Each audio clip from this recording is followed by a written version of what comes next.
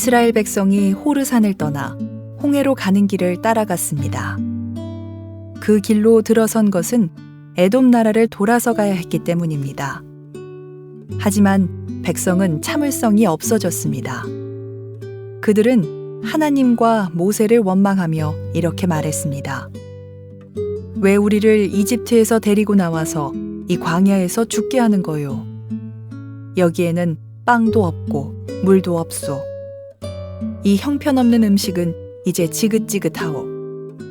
그러자 여호와께서 백성에게 독사를 보내셨습니다. 독사가 백성을 물어 많은 사람이 죽었습니다. 백성이 모세에게 와서 말했습니다. 우리가 당신과 여호와를 원망함으로 죄를 지었습니다. 여호와께 기도드려서 이 뱀들을 없애주십시오. 그래서 모세는 백성을 위해 기도드렸습니다. 여호와께서 모세에게 말했습니다. 구리뱀을 만들어서 장대에 매달아라. 뱀에 물린 사람은 그것을 쳐다보면 살 것이다. 그리하여 모세는 구리뱀을 만들어 장대에 매달았습니다. 뱀에 물린 사람은 누구든지 그것을 쳐다보면 살아났습니다. 맞습니다. 우리 가슴에 손을 얹고 우리 믿음을 고백하고 말씀을 듣겠습니다. 제가 먼저 고백하겠습니다. 하나님은 나를 사랑하십니다. 나는 그 사랑 안에 있습니다. 하나님은 오늘 나에게 말씀하실 것입니다. 그 말씀에 능력이 있습니다. 그 말씀에 생명이 있습니다. 나의 마음을 하나님께 열겠습니다. 나의 생각을 예수님께 집중하겠습니다. 들은 만큼 변합니다. 들은 만큼 행복해집니다. 오늘 저희가 나누는 말씀은 놋뱀 사건이라 그래서 이것도 이제 민수기에 있는 말씀 가운데서 좀 많이 알려져 있는 말씀 중에 하나입니다. 21장 4절부터 9절까지 있는 본문이 이제 이 사건을 기록하고 있는데 앞에 있는 내용을 좀 요약하고 정리해야지 흐름을 좀 잘 잡을 수가 있어서 앞에 내용으로 조금 설명해 보려고 합니다. 저희가 지난 주일날 민수기 20장을 보았었는데요. 민수기 20장은 어떤 내용이었냐면은 이스라엘 백성들이 출애굽하고 난 뒤에 민수기 13장 14장에서 첫 번째 가데스 바네에 도착한 일이 있었습니다. 그때 12명의 정탐꾼들이 불신의 보고를 하게 됨으로 말미암아 40년 동안 떠돌게 됐는데 이 40년 동안 떠도는 시간이 민수기 14장 이후부터 20장 앞절까지가 이제 그 40년의 시간이 기록되어 있고 지난주에 보았던 민수기 20장을 들어가게 됐더니 다시 이스라엘 백성이 40년 전에 그 땅으로 다시 들어가게 되는 그 땅이 이제 가데스 바네아 땅에 한 번 더 서게 된 것이죠. 근데 거기에 선 이스라엘 백성들의 주류는 출애굽 1세대가 아니고 출애굽 2세대였다 그랬습니다. 부모 세대는 40년 동안 광야를 유리하는 사이에 거의 다 죽었고 이제 그 자녀 세대인 출애굽 2세대가 성경상의 출애굽 사건의 주인공으로 등장하는 내용이 민수기 20장인데 그러나 그 출애굽 2세대들도 사실 그 부모 세대와 별 다를 것이 없었습니다. 믿음에 있어서. 그래서 물이 없는 것 때문에 불평불만하고 이를 해결하는 과정에서 모세와 아론이 큰 죄를 짓게 되지 않았습니까? 그래서 저희가 지난주에 본 내용 가운데 그로 말미암아 참으로 안타깝게도 모세도 아론도 약속의 땅에 들어가지 못하게 되는 결과를 낳게 된 것이 지난주에 저희가 보았던 민수기 20장 이야기입니다. 근데 그 뒤에 이제 이스라엘 백성들이 그럼에도 불구하고 다시 또 이제 약속의 땅을 향해서 출발해야 되지 않겠습니까? 근데 출발하려고 하자 곧 문제가 생겼습니다. 그 문제가 뭐냐 하면은 약속의 땅을 향해서 가려는 길에 그들이 생각하는 길이 있었습니다. 근데 그 길을 가려고 하니까 지나가는 것을 막는 그 땅에 있었던 족속이 있었습니다. 그래서 그들이 길을 막고 지나갈 수 없다라고 얘기하는 것인데 그 족속이 누구냐면 에돔 족속. 에돔 왕이 군사를 이끌고 나와서 이스라엘 백성을 막을 수밖에 없었습니다. 뒤에 다시 좀 자세히 설명하겠습니다만 이 일은 이스라엘 백성들에게 굉장히 큰 상처가 됐습니다. 그렇지만 어쩔 수 없이 이스라엘 백성들은 가까운 길로 가지 못하고 빙 돌아서 가는 먼 길로 돌아가게 되는 길을 선택해야만 됐습니다. 그래도 또 출발해야 되니까 먼 길을 가기 위해서 다시 출발하다가 곧 호르산이라는 곳에 산 이름입니다만 호르산에 도착하게 되어 있는데 성경에는 호르산이라고 나옵니다만 오늘날 거기가 정확하게 어딘가에 대해서는 조금 부정확합니다. 다만 성경에 의하면은 그 산이 에돔 국경 근처였다 이렇게 말씀하고 있는 걸 보니까 원래 에돔을 지나서 가려고 그랬는데 막아버렸기 때문에 쭉 돌아가면서 머물렀던 출발한 지 얼마 안 돼서 도달했던 산 이름이 호르산이었다 생각이 듭니다. 근데 호르산에 이르러서 다시 또 이스라엘 백성이 계속 나아가지 못하고 거기에서 머물게 됐어야만 됐는데 그 이유는 아론이 죽었기 때문입니다. 모세와 함께 이스라엘 백성의 두 어른이었죠. 출애굽 지도자 40년 동안 광야에서 그렇게 수고했는데 이제 아론이 세상을 떠나게 되어서 이스라엘 백성들이 30일 동안 애곡했다. 큰 슬픔이 이스라엘 민족 전체를 또 덮게 됐습니다. 이 슬픔의 시간이 지나고 난 다음에 그래도 또 가야죠. 그래서 다시 또 걷기 시작하는데 이렇게 또 걸으려고 하는데 또 한 가지 일이 발생하게 됩니다. 무슨 일이냐 하면은 가나안 땅 팔레스타인 지역 우리가 가려고 하는 이스라엘 백성이 가려고 하는 약속의 땅 바로 아래에 있었던 가나안 사람 중에 한 사람이 남부 지방의 아랏이라고 하는 아랏의 왕이 이스라엘을 공격하는 일이 생깁니다. 그래서 이스라엘 백성들은 몇 명이 포로로 잡혀가게 되었는데 이스라엘 백성들이 기도함으로 말미암아 그 아랏 왕이 있었던 성읍을 완전히 진멸하게 되는 큰 승리의 경험도 하게 됐었습니다. 이렇게 지금 민수기 20장에서 오늘 우리가 보려고 하는 21장까지 사이에 한 세 가지 정도의 사건이 일어난 겁니다. 한 번은 에돔 족속의 길을 막는 큰 상처가 됐다고 그랬었고요. 그 사건이 하나 있었고 아론이 죽는 슬픔의 사건도 있었고 바로 그 뒤에 가나안 왕 아랏 왕이 공격하였지만 큰 승리를 경험하는 승리의 사건도 있었고 이 세 가지 사건이 짧은 동안에 일어납니다. 그리고 다시 또 이스라엘 백성은 일어나서 약속의 땅으로 이제 걸어가려고 합니다. 오늘 우리가 묵상하는 본문이 여기에서부터 시작이 됩니다.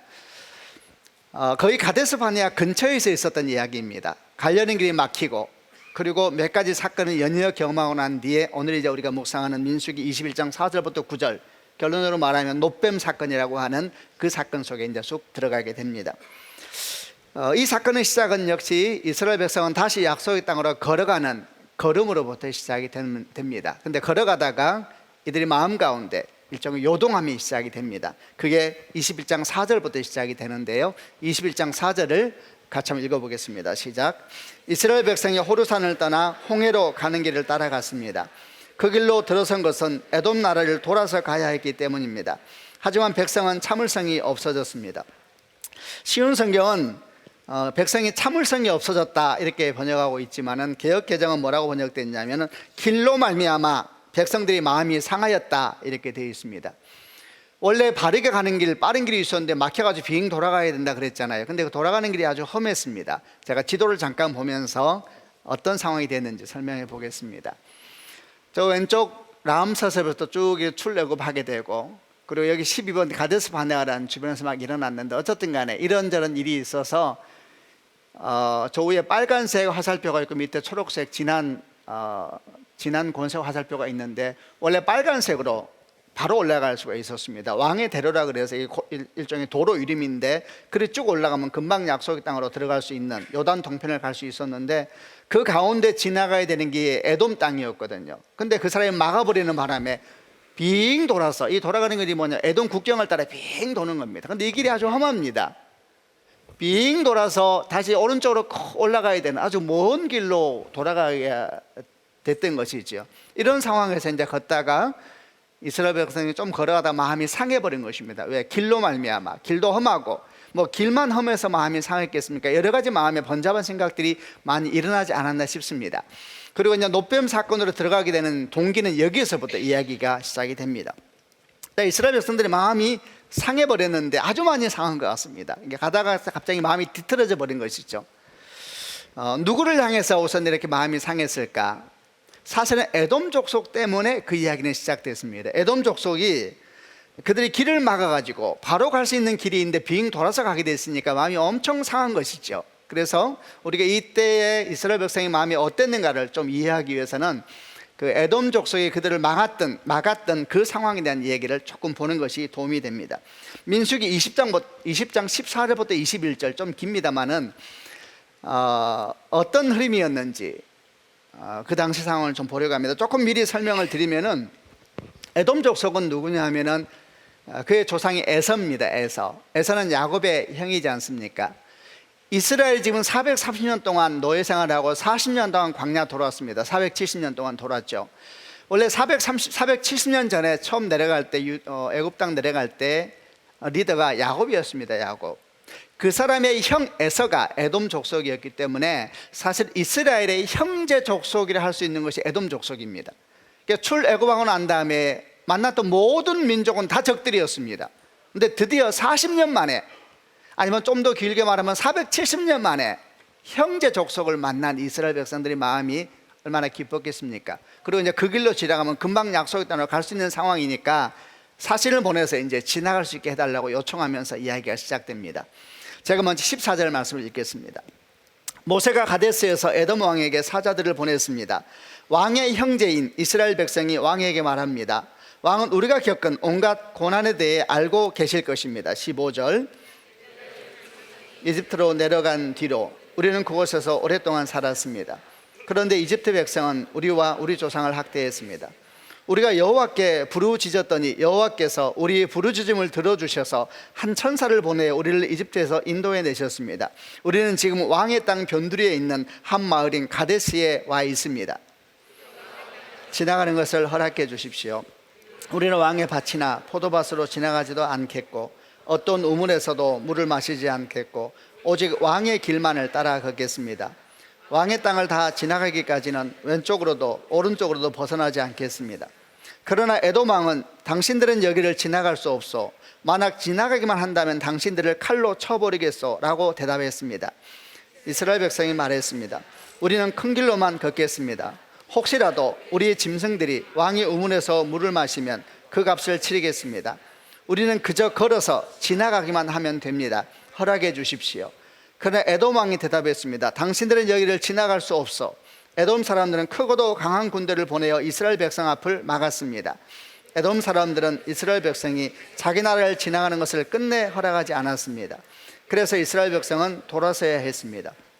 이 이야기가 오늘 21장에 있는 놋뱀 사건의 실제적인 시작이 되었었던, 마음이 상해버린 이 얼마 전에 있었던 사건, 이 사건입니다. 아까 말씀드린 것처럼 에돔 족속은 이스라엘 지파한테는 처음 만나는, 470년 만에 어쩜 만나는 형제 족속이라 그랬습니다. 그래서 실제로 모세가 보낸 사신이 에돔 왕에게 자기를 뭐라고 소개하냐면 왕의 형제인, 이렇게 표현해요. 왕의 형제인 이스라엘 백성이 왕을 뵙습니다. 이렇게 이제 이야기를 하면 자기를 소개하고, 그리고 이제 지나갈 수 있게 해달라고 이렇게 부탁을 한 겁니다. 아까 제가 길게 좀 상황을 설명한 이유는 지금 이스라엘 백성들 마음은 어쩌면은 드디어 40년 저주와 같은 시간을 끝나고 난 다음에 약속의 땅에 급히 한순간에 들어갈 수 있는 시간을 맞이하게 된 것이고, 그리고 고맙게도 그 길이 형제 족속의 땅을 지나니까 얼마나 마음이 기쁘고 뭐 이런 상황이었겠습니까? 그러나 결론은 이 에돔 왕이 그 말을 허락하지 않습니다. 허락하지 않는 것만이 아니라 군대를 보내가지고, 크고 강한 군대를 보내서 오면 죽이겠다, 네, 이런 상황이 된 겁니다.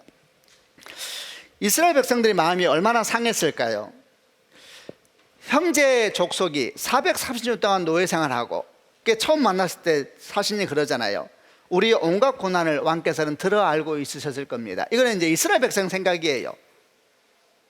우리가 얼마나 수고했는지, 마치 이게 친척을 찾아가서 아주 큰 어려움을 당하고 드디어 그 어려움을 뚫고 지나가서 이제 좀 삶이 괜찮아져서 형제를 찾아간, 친척을 찾아간, 형제를 찾아간 그런 모습과 비슷한 거지요.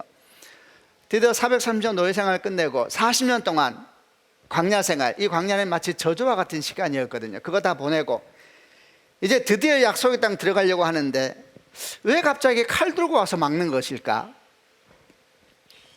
그들이 땅을 먹겠다는 것도 아니고 그들이 땅에 불편함을 주겠다는 것도 아니었습니다. 그냥 지나가기만 해달라는 이제 그런 부탁을 한 것뿐입니다. 그뿐만 아니라 더해서 뭐라고 말했냐면, 혹시라도 지나가는 중에 뭐라도 조금 손해를 끼치게 되면은 그 모든 걸 보상하겠습니다, 이렇게 말하기까지 하는데, 이 왕이 무조건 안 된다는 거예요. 좀 자세히 설명해 봐라, 이런 것도 없고 그냥 안 된다는 거예요. 무조건 안 된다는 소리를 들었을 때 아마 이스라엘 백성들 마음은 이렇게 마음이 들지 않았을까요? 정말 외치고 싶었을 거예요. 아니 왜요? 왜 안 되는 겁니까? 그리고 이제 그다음부터 제가 이제 상황을 묵상해 보기 시작합니다. 이렇게 저는 말을 할 것 같아요. 왕이시여, 혹시 제가 말씀드린 것이 잘 제대로 전달이 안 됐나 봅니다. 정말 지나가기만 하는 것입니다. 왕의 밭이나 포도밭은 들어가지도 않을 것이고 어떤 눈물에서도 물을 마시지 않겠습니다. 사실 이게 그럴 수가 없어요. 지나가다 물을 어떻게 안 마시겠어요. 그러나 분명하게 절대 그런 손해를 끼치지 않을 겁니다. 오직 왕의 길로만 따라 걷겠습니다. 왕의 길은 도로 이름이라 그랬습니다. 왕의 대로 그 길만 따라서 쭉 올라가게 갈 것입니다. 그리고 왕의 땅을 다 지나기까지는 좌로도 우로도 치우치지 않겠습니다. 그리고 혹시라도 지나가는 길에 우리의 짐승들이 우리가 깜빡 못 보는 사이에 왕의 땅에 있는 우물물에 물을 마시거나 이러면은 그 물값도 다 배상하겠습니다. 제 설명이 지금 이해가 되십니까? 어떤 피해도 끼치지 않겠습니다. 그냥 지나가기만 하면 됩니다. 우리가 현장에 있지 않았지만, 제가 지금 설명을 잘 하고 있는지 몰라도요, 현장에 있지 않았지만 이스라엘 백성들의 간절한 마음이 아마 느껴지시지 않습니까? 이들은 아까 말한 것처럼 40년 동안 저주의 시간을 보내고 드디어 약속의 땅에 한순간에 올라갈 수 있는 이런 찬스를 맞이한 것입니다. 그런데 못 가게 하는 거예요. 그리고 빈 돌아가려는 거예요. 혹시라도 여러분 중에는 이렇게 생각할지 모르겠어요. 아니 40년도 돌았는데 그 한두 달 더 돈다고 뭘 그렇게 힘들어하나? 그런 게 아니에요, 여러분. 이런 거하고 비슷한 것입니다. 마라톤 뛸 때 42.195를 뛰잖아요. 42.195 뛰어 막 마지막 라인에 들어온 사람에게 갑자기 저기 선을 긋는 사람이 오늘 마음이 심승하니 1km만 더 뛰시오. 그러면 뛸 수 있어요, 못 뛰어요? 지금 상황이 이해되세요? 40년 동안 이 저주 같은 시간을 보내서 그 끝만 기다려서 끝만 모든 힘을 다해서 40년만 지나면 이 모든 고통은 끝난다. 마치 마라토너가 42.195는 모든 걸 다 투자하는 거거든요. 100m도 못 뛰어요. 그래서 아이 그거 조금만 더 돌면 되죠. 혹시 이렇게 생각하는 분이 있다면 그렇게 생각하면 안 되는 거예요. 근데 이렇게 아주 간절한 부탁을 들은 에돔왕이 내용도 제대로 물어보지 않고 단숨에 따르는 겁니다. 싫다 이렇게 말하니 지나갈 수 없다. 만약 지나가라면 칼로 쳐 죽이겠다 이렇게 말하면서 말만이 아니라 실제로 군대를 모으네요. 옛날 군대는 여러분 거의 상비군이 아닙니다. 다 이렇게 농사를 짓다 말고 전쟁이라면 군대를 모았어요. 근데 갑자기 군대를 모으네. 이거는 원수들이 아니고 원수들이. 아니 도대체 무슨 일이길래 무슨 철처지 원한이 있다고 470년의 형제 족속 만났다고 기뻐하면서 이제 40년의 저주의 시간이 끝났구나, 내 인생은 아름다운 역사만 있을 거야 이러면서 찾아와서 인사하고 있고 이제 우리가 지나가기만 하겠습니다. 어떤 불편함은 안 줄 겁니다 이렇게 말했는데 무슨 철천지 원한이 있다고 칼까지 들고 나서서 전국에 군대를 다 모아가지고 쳐 죽이겠다고 나선 이런 상황을 도대체 우리가 어떻게 이해해야 될 것인가? 이게 말이 되는가 도대체? 그냥 지나가기만 하겠다는데 게다가 친척이지 않은가? 지금까지 어떻게 왔는지를 조금이라도 들어본 적이 있다면, 아니 조금이라도 관심이 있었다면 이렇게 말할 수는 없는 것이죠. 손해보는 것도 아니고 무슨 어려운 희생하는 것도 아니고 그냥 지나가게 허락만 하면 되는 것인데, 게다가 실제적으로도 형제 민족이 가나안 땅에 자리 잡으면 좋은 겁니다. 다 전쟁 시대이기 때문에 국경 하나가 믿을 만한 형제 민족이 있다는 것은 얼마나 나라의 미래에 도움이 됩니까? 그러나 에돔왕은 다 필요 없다는 것입니다. 이렇게 말하는 거예요. 아니 다 필요 없어, 필요 없어. 당신이 어떻게 살아왔지? 그게 나하고 무슨 관계가 있느냐? 당신이 무슨 고생하고 애가 어떻게 힘들게 자랐고 그게 나한테 무슨 소리 하는 거냐? 그런 거 쓸데없다. 나 그 관심도 없다. 돌아가든 바로 가든 왜 나한테 와서 그런 얘기 하느냐? 인생도 힘든데 나 먹을 거 없다 뭐 이렇게 말하는 사람인 거예요. 사람 불편하게 하지 말라고. 왜 나한테 그런 말 해가지고 사람 마음 신경 쓰이게 만드냐고. 여러분 이런 경험 해본 적 없습니까? 말도 하기 싫죠? 지금 다 있는 거예요. 이런 경험이 많습니다. 살다 보면 이럴 수가 있느냐? 이스라엘 백성의 마음이 어땠을까요? 40년 동안의 여정을 기억하면서 이것을 생각해야 됩니다. 대적밖에 없었습니다. 다 목숨 걸고 싸워만 살아남았었습니다. 다 주연으로 여기까지 왔지만은 그 힘든 시간을 보내서 드디어 저주의 시간이 끝나고 보라 이제 형제의 족속부터 시작된 이런 은총이 어디 있는가 했더니 이렇게 맞고, 그것도 앞뒤도 없고 이유도 없고 마치 원수처럼 군대 모으고 싸우겠다가 나오는 이 이해할 수 없는 상황을 어떻게 봐야 되는가? 이스라엘 백성 마음이 가만히 생각하면 정말 마음이 화가 났겠죠. 저 마음을 제가 가만히 생각해 보니까 이런 생각이 들 것 같아요. 단숨에 나가서 그냥 쓸어버리고 싶은. 실제로 알아야 될 것은요, 이스라엘 백성은 대단한 군대였습니다. 40년 동안 광야했다는 얘기는 40년 동안 싸웠다는 얘기가 똑같은, 계속 군대로서 긴장을 유지하면서 광야의 삶을 보냈으니까 사실 이스라엘 백성들은 지금 대단한 군대라고 할 수 있습니다. 게다가 이들은 상비군이라 할 수 있어요. 상비군. 아까 말했잖아요. 대부분의 그때 군대들은 비상비군입니다. 일하고 노동하다가 비상시에 모이는. 상비군은 조금밖에 안 됐습니다. 근데 40년 동안 광야를 걷던 이스라엘 백성들은 상비군인데, 그리고 그때 당시에 인구가 어떻게 되냐면 거의 출애굽할 때 20세 이상의 인구하고 비슷했거든요. 60만 명, 성인 남자만. 엄청난 군대라고 할 수 있는 것입니다. 힘으로 말하자면. 그래서 만약에 이 에돔 족속과 이스라엘 족속들이 한판 붙는다면 에돔 족속은 상대가 안 되는 것입니다. 그럼 단숨에 나가 쳐버리면 되지 않는가? 이렇게 나쁜 사람 말이야 이러면서 쳐버리면 되는데 공격을 또 못해요. 왜냐? 하나님께서 하지 마라 그러세요. 형제 민족과 싸우지 마라. 원수가 집안 식구인데 싸우지 마라. 이렇게 주께서 말씀하시니까, 그래서 사람 보내서 양해를 구하고 상황 설명하고 지나갈 수 있도록 요청하고, 그런데 그냥 싫다 하면서 이유도 듣지 않고 상황도 듣지 않고 나 그런 말 듣기 싫다 이러면서 막고 있으니 마음이 상할 수밖에 없죠. 그리고 결론은 어떻게 되느냐? 돌아가게 됩니다. 그러면 좋은 마음으로 돌아갔겠느냐? 좋은 마음이 아니죠. 상한 마음으로 돌아가는 것이죠. 어쩔 수 없이 참는 거 있잖아요. 한번 두고 보자. 이런 그리스도인들 많잖아요. 용서는 해보겠습니다 이러면서 마음속에 이렇게 한번, 이제 이런 마음으로 이스라엘 백성들이 그 다음 길을 가는 겁니다. 그런데 이 사건 직후에 얼마 뒤에서 무슨 일이 있다 그랬어요? 갑자기 지나가다 호로산에 이르러서 아론이 죽네. 아버지가 죽은 거 똑같아요. 30일 동안 애곡했다 그랬는데, 원래 성경을 보면 유대인들은 사람이 죽으면 7일 동안 애곡합니다. 7일 동안. 근데 30일 했다는 얘기는 굉장히 큰 슬픔이 임했다는 것이고, 나중에 모세가 죽을 때도 30일 동안 애곡해요. 그러니까 이스라엘 전체에 큰 슬픔이 임해요. 아까 말했죠. 앞에 지금 분노가 쌓여있는 상태에서 주께서 말씀하시니까 기를 떼는데 곧 아버지가 죽는 거예요. 큰 슬픔이 30일 동안 온 백성들 마음을 덮으니까 슬퍼하고 낙심하고. 근데 이런 상황인데 갑자기 또 한민족이 쳐들어오네요. 아까 제가 아라당 얘기했어요. 쳐들어와서 몇 명의 포로를 잡으니까 기도함으로 다행히 쳐서 이겼어요. 그래서 마음은 낙심됐지만 자기들이 굉장히 큰 힘도 있다는 걸 알게 됐지요. 연이어서 몇 가지 것들이 아주 재밌는 걸 보여줍니다. 이렇게 슬픔도 오고 나름대로 힘도 확인하고, 그 다시 이제 약속의 땅을 향해서 비행도에서 걸어가는데, 걸어가는 중간 정도에 어느 날인지는 모르겠습니다. 어느 날 백성들의 마음이 뒤집어져 버린 거예요. 중간에 걷다 말고. 성경은 말하기를 길로 인해서 그랬다 그랬습니다. 그러니까 직접적인 것은 그날은 좀 더운 날이었나 봐요. 짜증나고 길도 험하고 왜 이렇게 높아? 바위도 많고 막.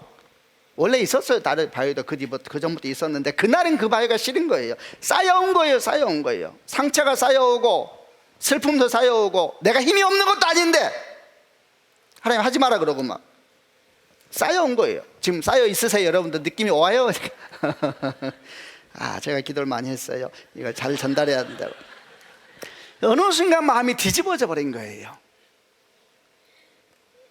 우리는 여러 가지를 생각해야 됩니다. 이게 다 우리의 모습을 설명하지 않습니까? 우선은 조금 더 나아가기 전에 이런 상황 속에서 아주 분명한 하나님의 교훈을 우선 받을 수 있습니다. 그것은 이 땅을 살다 보면 다른 사람이 아니라 당신이 좀 신뢰했던 사람, 어쩌면 특별한 사람일 수도 있고, 아니면은 그래도 저 사람은 나를 도와줄 거야 라고 말했던 사람에게 도대체 이해할 수도 없고 이해되지도 않는 상황 속에서 상처받을 수 있고, 그로 말미암아 인생이 뒤집어지기도 하고 큰 아픔을 경험할 수 있다는 것을 보여주는 것이죠.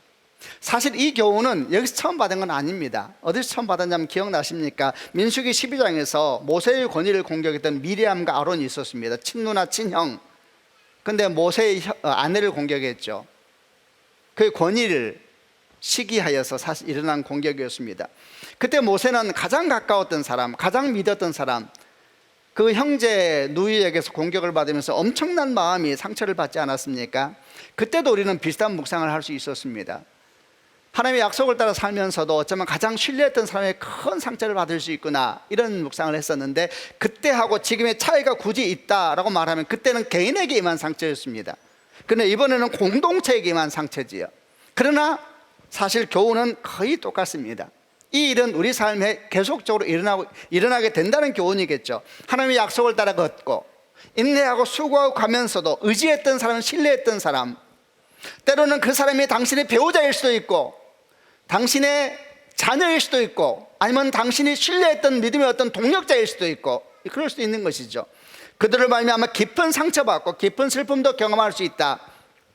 성경은 분명히 이걸 알려주는 겁니다. 그러므로 혹시라도 우리가 이런 상처를 받았을 때에, 이런 상처와 아픔을 받았을 때에 이 세상 믿을 사람 아무도 없다 이러면서 내 삶은 더 이상 살 의미가 없다 라고 말한다든지 더 이상 살 힘이 없다 낙심하는, 이건 그럴 필요가 없는 것입니다. 왜냐하면 주께서 이미 말씀하셨어요. 그런 일은 믿음을 갖고 살아도 우리에게 일어나게 될 것이다 그랬으니까 혹시 그런 일이 일어난다 할지라도 인생을 낙심하지 말고 주 예수로 말미암아 담대하게 일어나는 축복이 있기를 주님의 이름으로 축원합니다.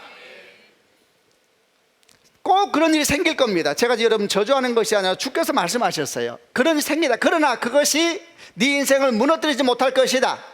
상처받고 배반당하고 배신당하고 이런 일도 생기겠지만 놀랄 것이 없다 이렇게 말하는 겁니다. 그렇다면은 삶에 그런 상처가 왔을 때 우리가 참으로 이 일에 대해서 너무 놀랄 것이 아니다. 그러면 우리에게 중요한 것은 뭔가? 중요한 것은 그런 상처와 그런 상황이 있을 때 내가 어떻게 반응할 것인가, 이게 중요한 것입니다. 만약에 우리가 이런 일이 생겼을 때 우리가 하는 어떤 반응이 우리의 상처를 생명의 사건으로 바꿔버리는 반응이 될 수만 있다면, 우리가 그렇게 받은 상처에서 우리가 행하는 우리의 어떤 반응이 눈물과 슬픔의 사건을 참된 소망의 사건으로 바꿔버릴 수 있는 계기만 된다면 그 반응은 굉장히 중요하지 않겠습니까? 그래서 우리가 실제로 성경은 뒤에 결론적으로 그걸 말합니다. 어떻게 반응하느냐가 아주 중요한 차이를 보이는 것입니다. 그래서 우리가 어떻게 반응하면은 이런 우리가 삶에서 받는 상처들 또는 아픔들, 이런 것들이 오히려 생명의 사건으로 변화되는 일을 경험할 수 있을까? 어떻게 반응해야 될 것인가? 그 답을 오늘 성경을 통해서 보려고 합니다. 우선 이 답은 설교 마지막에 가면 거의 자연스럽게 드러나게 될 터이니까 답을 좀 밀어놓겠습니다. 그 대신에 이런 상황을 맞이했던 이스라엘 백성들은 어떻게 반응했으며 그들은 어떤 결과를 맞게 되었는지 묵상을 먼저 하면서 우리 답을 찾아가 보려고 합니다.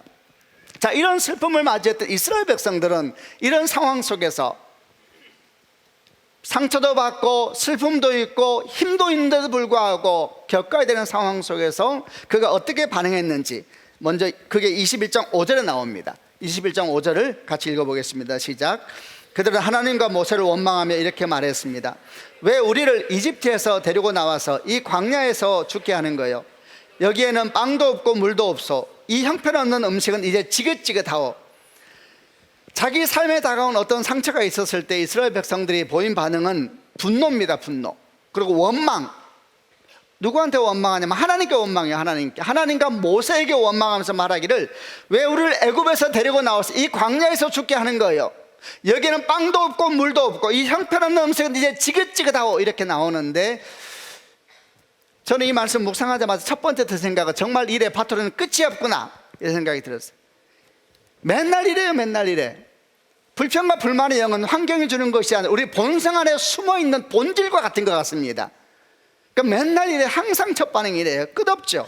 근데 이번에는 거기에 조금 더 더해서 뭘 공격하기 시작하냐면 만나를 공격해요. 만나를. 이 형편없는 음식 이렇게 되어 있는데, 이 형편은 원래 히브리 언어는 뭐냐면 이 무가치하고 이 끔찍하고 이런 표현을 가지고 있습니다. 이 형편없는 음식은 이제 지긋지긋하고 이러면서 만나를 공격하는데, 원래 만나를 공격할 때가 여기가 처음은 아니에요. 11장에서도 만나를 한번 공격한 적이 있었거든요. 그때는 뭐라고 공격했냐면 이렇게 말했습니다. 애굽에서는 생선과 고기, 오이와 수박, 그리고 부추와 마늘을 마음껏 먹었는데 이곳에서는 이 만나밖에 없으니 이러면서 이 만나 이렇게 표현해요. 그때는 수식어를 안 붙였어요. 이 만나밖에 없다니. 그때는 이미 막 짜증나 있는 거예요. 마음껏 못 먹으니까 고기 못 먹는다고 그러는 겁니다. 부추하고 마늘 못 먹는다고, 이제 생선 마음껏 못 먹는다고, 수박 오이 마음껏 못 먹는다고 이렇게 이제 화를 내면서 이 만나밖에 없더니 이렇게 화를 냈었는데, 오늘 21장에 오니까 거기에 수식어가 붙어요. 이 만나가 아니라 이 형편없는 음식 지긋지긋하오 이렇게 이야기를 합니다. 이런 생각이 들었습니다. 아니, 길 막은 거는 에돔인데 왜 하나님과 모세를 원망하지? 그거 왜 갑자기 여기서 음식 얘기하는 거야? 이런 생각이 듭디다. 어떻게 생각해? 길 막은 거는 에돔입니다. 에돔이 막아가지고 지금 가고 있는 거, 마음이 쌓여있는 상처, 딴 거예요. 딴 거 안에 있는 것이 사실은 딴 겁니다. 에돔 족속에 대한 상처가 있는데 밖으로 튀어나왔던 하나님과 모세 원망을 하고 갑자기 음식 얘기를 해요. 갑자기 매일 먹었으면서 어제도 먹고 그제도 먹고 볶아 먹고 삶아 먹고 막 먹더니 갑자기 이 형편없는 음식 그러면서 막 집어 던지는 것 같은 느낌. 지긋지긋하다. 그래서 이걸 가만히 생각해 보면 이런 생각이 들었습니다. 이 사람들은 지금 이 모든 힘듦과 상처의 원인은 다 출애굽 때문이다 생각하는구나. 에돔 족속에게 상처 입은 것도 출애굽 때문이요. 아론이 와서 그렇게 힘들게 죽은 것도 출애굽 때문이요. 그리고 광야에서 이렇게 힘들게 걸어가는 것도 출애굽 때문이요. 40년 동안 광야를 떠돈 것도 출애굽 때문이요. 다 출애굽이 문제라고 생각하는 겁니다. 그래서 왜 우리를 애굽에서 데리고 와서 이 광야에서 뭐 죽게 하느냐, 이 형편없는 음식은 지긋지긋하다 이렇게 소리 지르고 있는 것이죠. 자, 여러분, 정말 문제가 출애굽 때문일까요? 그렇게 생각한다면 만약에 출애굽하지 않았다면, 그리고 애굽의 노예로 살고 있었다면 그들에게는 상처 주는 사람도 없었을 것이고 그들에게 아픔 주는 사람도 없었을 것이라는 얘기일까요? 그냥 애굽에 있었다면 항상 기쁨과 감사가 있고 항상 서로 사랑하고 격려하는 그런 아름다운 일들만 있었을 것이라는 얘기인가요? 그렇지 않죠, 여러분. 출애굽하지 않았어도 애굽 땅에서 노예 살면 또 거기서도 서로 상처 주고 거기서도 서로 분노하고 거기에서도 서로 방해하고 거기에서 서로 발 걸고 그렇게 살았을 것입니다.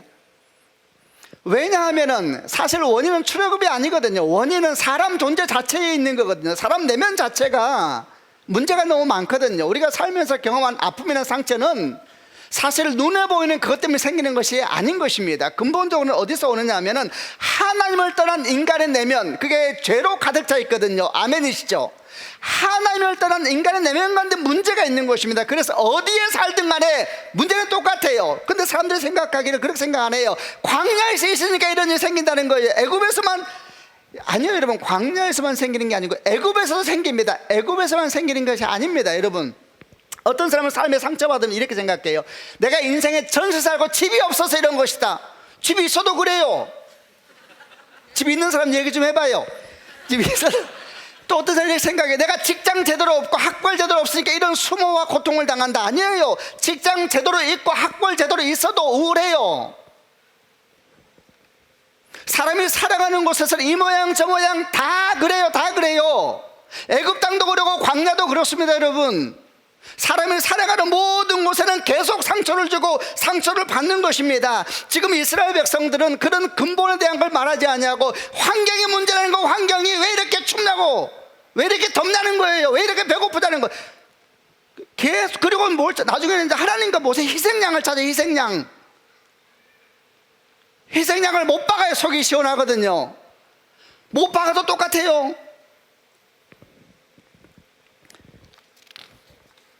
주변을 보면 이런 영성을 가진 사람이 얼마나 많은지 모릅니다.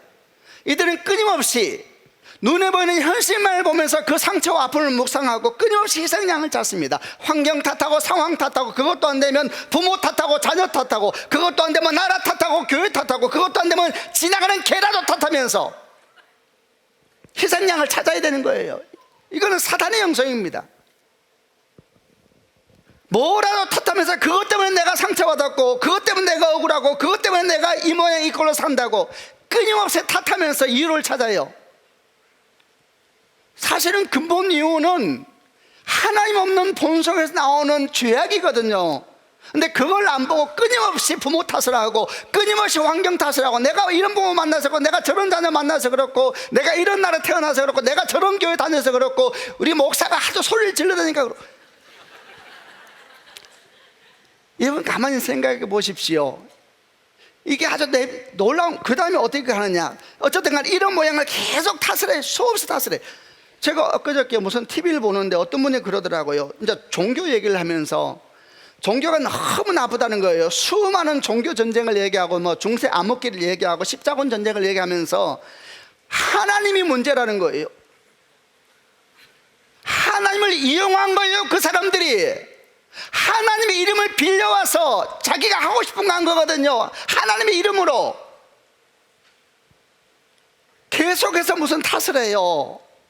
끊임없이 탓하죠. 탓하면서 거기 마치 그게 해결되면 평화가 오는 것처럼, 그게 해결되면 기쁨이 오는 것처럼. 그러니까 끊임없이 찾잖아요. 돈이 문제라면 돈을 찾고, 결혼을 내가 잘못했다면 자식한테는 막 다른 결혼 똑같아요. 가보면 또 뭐 남집 어떻게 하냐고 그럴 거예요. 여러분 보세요. 이게 지금 가지고 있는 이스라엘 백성들의 영성은 우리 모습을 보여줘요. 왜 갑자기 거기서 하나님 얘기를 해요? 차라리 정직하게, 이 애굽 족속이 왜 형제해가지고 차라리 그렇게 말을 하는데, 근데 갑자기 또 음식 얘기를 왜 해요? 계속 먹더니 왜 우리를 애굽에 데려왔냐고 소리지고 있는 이 사람들. 이런 형편없는 음식이라는 것은 삶을 대표하는 대표적인 언어입니다. 자기 인생을 이 형편없는 인생이라 말하는 거예요. 왜 날 이렇게 하나님 데려와서 하나님 날 이런 인생 만들었냐는 거하고 똑같은 거예요. 왜 출애굽 해가지고 이런 형편없는 인생을 살게 하냐고 이렇게 말하는데, 출애굽에서 그런 게 아니고요. 하나님 떠난 인생이 숙명이 그렇습니다. 여러분, 거기에서 또 복음은 시작되는 것입니다. 하나님께서 그렇게 하신 게 아니에요. 우리가 그런 상황 가운데 있는, 우리는 지금 다 죽은 자와 같은 것입니다. 우리는 지금 절망 가운데, 태어날 때부터 절망 속에 태어났습니다. 우리는 울면서 태어나서 울면서 가잖아요. 하나님은 거기에서 복음을 시작하는 것입니다. 아멘이죠. 아멘 할 시간이거든요. 한 집사님을 만났는데, 오래된 이야기인데, 이번에 인생이 아주 험했습니다. 제가 생각해도 너무너무 수고 많으셨다고, 자매님. 근데 어느 날 주님 만나서 이제 참 그래도 주의 은총으로 또 이렇게 호흡하며 살게 됐습니다. 그래서 만나서 대화하는데 이제 자식 결혼 때 얘기하다 말고 이분이 이런 말씀을 저한테 하더라고요. 목사님, 참 자기 인생이 정말 험했다는 거예요. 참 기구한 인생이라 그러죠. 기구한 인생이었죠. 지금 우리 교회에 있는 분 아니에요. 그러면서 이런 얘기가 돼요. 그런데 다 주님이 당신을 부르기 위해서 다 그런 길을 주신 것 같다 그러더라고요. 그래서 거기까지 그냥 네 그랬어요. 그 다음 이런 말을 하더라고요. 우리 자식은 안 불러도 되니까 좀 그런 기구한 운명 좀 안 살면 좋겠대요. 지금 이해가 됐어요? 주님이 안 불러도 되니까 그런 기구한 인생을 안 살면 좋겠대요. 그래서 제가 이렇게 말했어요.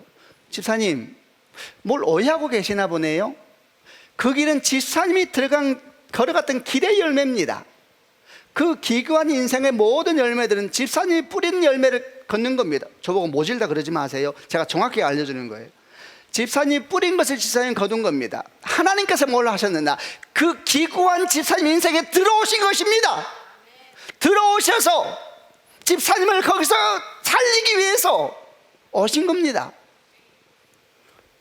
착각하지 마십시오. 하나님께서 그런 인생을 주신 게 아닙니다. 거기에서 살려내려고 주님이 들어오셔서 여기까지 인도하신 것입니다. 하나님 안 만나도 되니까 기구한 인생을 안 만났으면 좋겠다 말은 틀린 겁니다. 하나님을 제대로 만나서 결코 우리 자녀는 그 길로 가지 않아야 되겠다 라고 말을 해야 되는 것입니다. 아멘이죠. 하나님을 탓하면 안 돼. 하나님 때문이 아니에요. 근데 끊임없이 환경을 탓하고, 근데 이게 하나님을 떠난 죄성 가진 인간에게 다 가득 차 있는 것입니다. 근데 이런 영성을 계속 가지고 있으면 어떤 문제가 생기느냐가 중요한 것입니다. 그럼 이런 영성을 계속 가지면 어떤 문제가 생기게 되느냐, 아주 진짜 문제는 뭐냐, 이런 영성은 사탄이 일할 수 있는 큰 통로를 여는 영성입니다. 이런 영성을 가지고 있으면 사탄이 아주 즐겁게 들어와서 인생에 일을 해요. 그런 사람을 무너뜨리는 거 하나도 안 어려워요. 사탄 보기에 어떻게 해서도 우리를 무너뜨리려고 하고, 우리를 소망하지 못하게 하고, 우리를 주 앞에 달려가지 못하게 하는 것이 꿈인 사탄은 오늘 사자처럼 우리를 살펴보다가 결정적인 기회를 통하여 문을 열기를 기다리는데, 이런 영성, 그 문을 활짝 여는 것과 같은 것입니다. 실제로 이스라엘 백성들이 이렇게 모세와 하나님을 비판하면서 비난하면서 이 형편없는 음식을 찌긋찌긋하다 이랬을 때 어떤 일이 생기기 시작했냐 하면은, 그러자 6절에 이런 일이 생기기 시작합니다. 6절 말씀을 같이 읽어보겠습니다. 시작. 그러자 여호와께서 백성에게 독사를 보내셨습니다. 독사가 백성을 물어 많은 사람이 죽었습니다. 이 쉬운 성경은 독사라 그랬는데 개역개정은 불뱀, 아마도 이게 생김새가 그랬든지 아니면 물었을 때 막 불에 탄 것 같은 그런 고통이 와서 사람을 죽게 만든 이런 뱀이든지, 이런 뱀, 갑자기 불뱀 얘기가 나와요. 그런데 하나님께서 이 불뱀을 보내셨다는 거예요. 이게 도대체 무슨 뜻일까요? 성경에서 뱀은 사탄의 대표적인 비유로 나타나는 짐승입니다. 창세기부터 비롯해서 계시록까지 거의 이 뱀에 대한 비유는 거의 변함이 없는데, 간혹 주님께서 뱀 얘기를 하실 때가 있으세요. 그리고 지금 하나님도 갑자기 불뱀을 보냈다 이렇게 말을 해요. 그럼 이 불뱀은 뭔가? 그럼 이것도 사탄의 악한 모습이라 할 수 있는가? 그런데 하나님께서 보내셨다고 하니 그럼 그 불뱀조차도 궁극적으로는 주의 주권 아래 있다는 말인가? 이런 묵상에 대해서 비성경적인 묵상은 아니라고 생각합니다. 여러분, 이 일을 가만히 보십시오. 바로 그런 것입니다. 이스라엘 백성들이 자기 삶에 있어서 상황을 정확하게 분별하지 못하고, 문제는 그게 아니에요. 환경이 아닙니다. 당신 아내 때문이 아니라고요. 당신 애 때문이 아니라고요. 보다 근본은 우리 안에 있는 하나님 없는 내면으로부터 시작된 것이거든요. 그 답을 하나님 앞에 찾아야 돼요. 그 사람이 희생양 되면 그 집안은 계속 그 일이 반복됩니다. 어떻게 돼? 불뱀이 와요. 불뱀이. 이 불뱀은 사탄의 역사입니다. 사탄의 역사. 이 불뱀은 누굴 공격하느냐? 그런 영성을 가진 사람은 공격해요. 그럼 어떻게? 죽어요. 죽어. 그의 영성이 죽고 그 집이 죽는 집안이 되는 것입니다.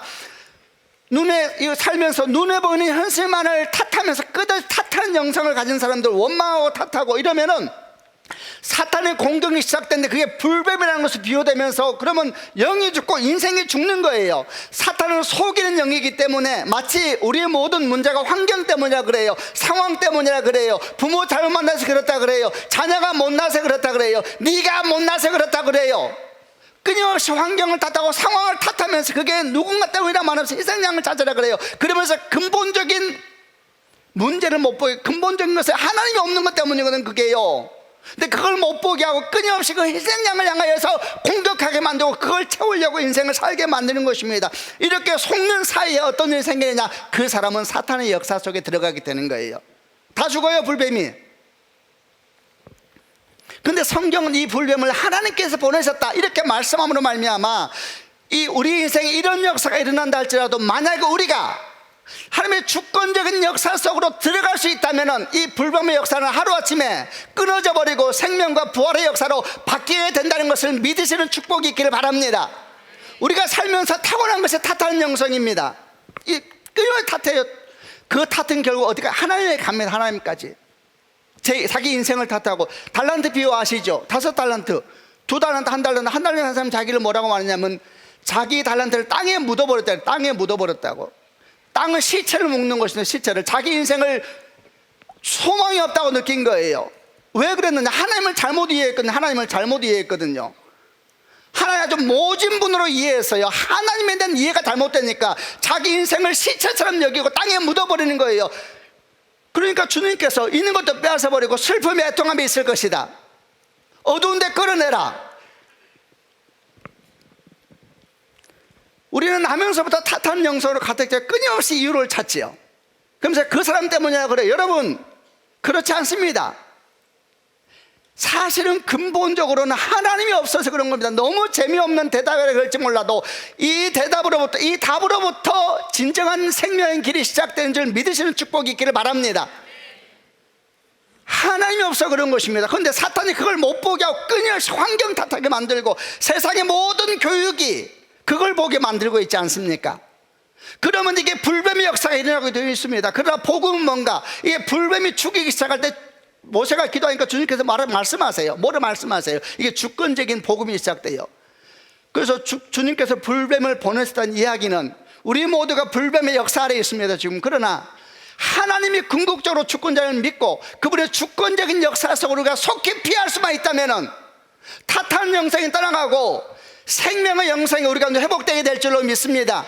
그럼 우리가 속히 주의 주권 나라를 피한 행동이 뭐냐? 성경에 또 다 적혀 있습니다. 그게 7절부터 9절에 나와 있습니다. 제가 7절을 먼저 읽어보겠습니다. 백성이 모세에게 와서 말했습니다. 우리가 당신과 여호와를 원망함으로 죄를 지었습니다. 여호와께 기도드려서 이 뱀들을 없애주십시오. 그래서 모세는 백성을 위해 기도드렸습니다. 8절,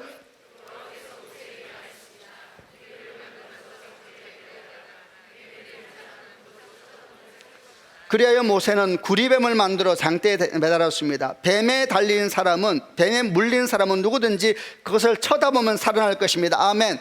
뱀에 물린 사람은 장대에 매달린 구리뱀, 노뱀을 쳐다보면 산다 그랬어요. 뱀에 물린 사람이 누구인가? 여기 나오는 이스라엘 백성들이 뱀에 물렸죠. 그것만이 아니라 창세기 3장에 의하면 아담과 하와의 백성은 다 물렸어요. 다 물렸어요. 뱀의 영성이 흘러가고 뱀의 가치관이 흘러가는 것은 다 물린 것입니다.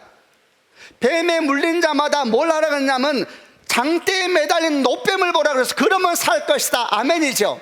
그러니까 하나님께서 불뱀에 죽어가는 그런 영성을 가진 사람들, 탓하고 희생양 찾고 원망하고 이런 영성을 가진 우리의 모두는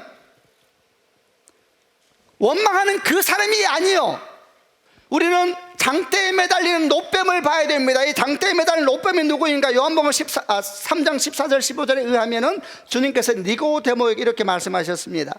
모세가 광야에서 뱀을 높이 들었던 것처럼 인자도 들려야 하리니 그것은 그를 믿는 자에게 영생을 얻게 하려 하심이라 그랬습니다. 이 장대에 높이 들린 노뱀은 십자가의 예수 그리스도를 100% 상징하는 것입니다. 아멘이죠.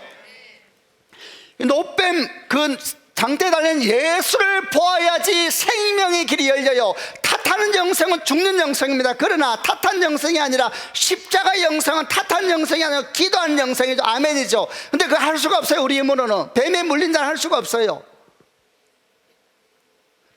그러나 그 뱀에 물린 상태에서 복음이 들려줘 예수 그리스도 그 말씀하세요. 장대를 보라. 그러면 그 음성을 듣고 장대를 보면 돼요. 그러면 살아나는 것이면 너무 쉽죠. 여러분, 쉬운 것이 값싸다는 말이 아닙니다. 쉬워서 값싼 게 아니에요. 너무나 비싸기 때문에, 가치를 못 매기기 때문에 돈을 안 받는 거죠. 쉬운 거는 값싼 은혜가 아니라, 값싼 복음이 아니라 예수께서 십자가 못 박혀 죽으심 거기를 볼 때에 시작된, 자녀 탓하지 말고, 부모 탓하지 말고, 환경 탓하지 말고, 외모 탓하지 말고, 시대 교회 탓하지 말고 십자가에 달리신 예수를 봐라. 거기에서 다시 시작되리라. 네 영성이. 아멘이죠. 그 왜 성경에서 노뱀이라고 표시해요? 또 뱀 나오네요. 왜냐하면 십자가에 달리신 주님은 왜 달리셨는가? 성경에 다 나왔죠. 우리 죄를 짊어지고, 우리 절망을 짊어지고, 우리 아픔을 짊어지고 죽으신 것입니다. 성경은 나무에 달린 자마다 저주받은 자라 그랬어요. 십자가에 달린 주님은 저주받은 존재입니다. 저주받은 존재. 그 십자가는 예수가 죽었지만 뭐가 죽었냐? 사탄이 죽은 거예요. 사탄이 죽은 거죠. 아멘이죠. 뱀이 못 박혀, 뱀이 죽은 거예요. 거기서 창세기 3장 15절 말씀에 네 후손과 여자 후손은 원수가 될 것인데 너는 여자의 후손의 발꿈치를 물고 너는 그의 머리를 부술 것이다.